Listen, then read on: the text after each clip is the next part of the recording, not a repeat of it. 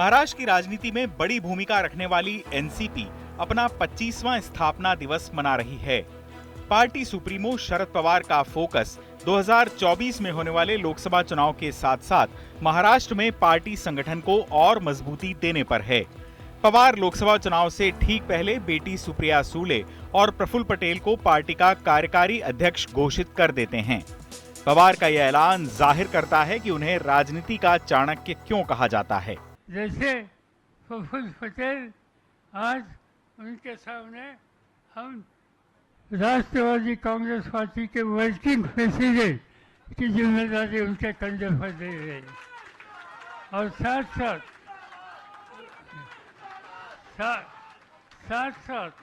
उनके पास मध्य प्रदेश, गुजरात, राजस्थान, झारखंड, गोवा राज्यसभा का काम और इन राज्यों की जिम्मेदारी उनके कंधे पर दे रहे।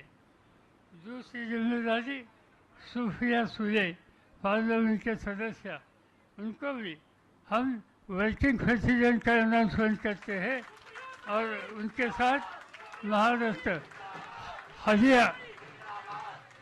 हरियाणा, पंजाब, महिला, युवती एंड लोकसभा का कोऑर्डिनेशन, ये काम उनके ऊपर रखते हैं।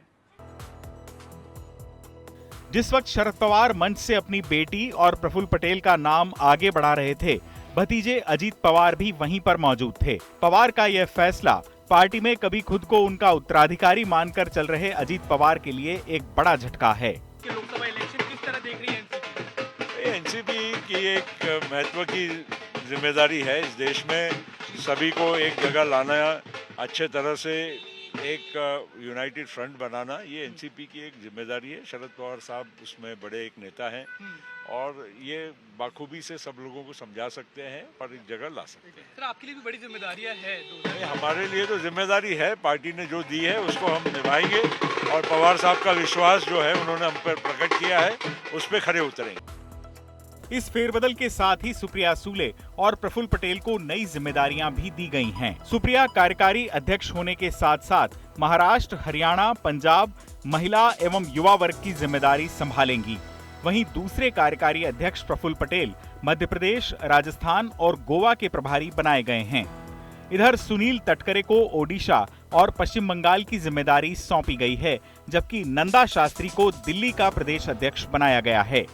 एनसीपी में इस बदलाव के बाद अब अजीत पवार की भूमिका को लेकर सवाल उठने लगे हैं। आखिर पवार ने भतीजे अजीत पवार को यह झटका क्यों दिया? पिछले महीने शरद पवार ने पार्टी अध्यक्ष पद से इस्तीफा देने की पेशकश की थी। इसके बाद पार्टी संगठन में इस्तीफे होने लगे। उसी समय ये कहा जा रहा था कि ये पवार का पावर शो हो सकता है। चंद दिनों में पवार ने इस्तीफे के दांव से दिखा दिया कि कितने नेता उनके साथ हैं। कार्यकर्ता किस तरह बस उनके नाम पर भावुक हैं। पवार की घोषणा के बाद पार्टी नेता रोते हुए नजर आए, लेकिन अजीत पवार का सुर थोड़ा अलग दिखा। अजीत पवार ने साफ कहा कि नए नेतृत्व को मौका मिलना चाहिए और वह शरद पवार के मार्गदर्शन में ही काम करेगा। कार्यकर्ताओं के दबाव के बीच पवार ने अपना फैसला बदल दिया।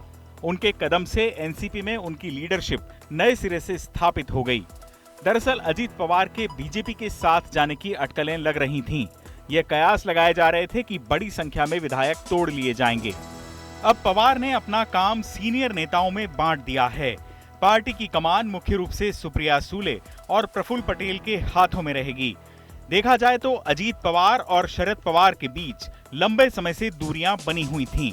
एनसीपी में चाचा भतीजे की यह खींचतान खुलकर 2019 में सामने आई, जब अजीत पवार ने बिना चाचा की सहमति के देवेंद्र फडणवीस के साथ जाकर शपथ ले ली। हालांकि राजनीति के हेवीवेट चाचा भारी पड़े और भतीजे को वापस आना पड़ा।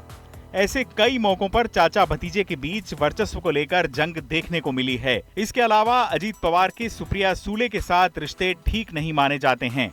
एक समय अजीत पवार को सीनियर पवार का उत्तराधिकारी माना जाता था, लेकिन अब शरद पवार ने लंबी उड़ान भरने की कोशिश कर रहे अजीत पवार के पर कतर दिए हैं। अजीत दादा 99 से वहाँ पे राष्ट्रवादी कांग्रेस पार्टी के काम वहाँ पे करे, कभी भी उन्होंने संगठन में काम किया नहीं, लेकिन महाराष्ट्र की संगठन मजबूत करने का काम उन्होंने 24 साल में वहाँ पे किया है और मुझे लगता है कि आने वाले दिनों में राष्ट्रवादी कांग्रेस पार्टी महाराष्ट्र में मजबूत करने का काम अजीत दादा।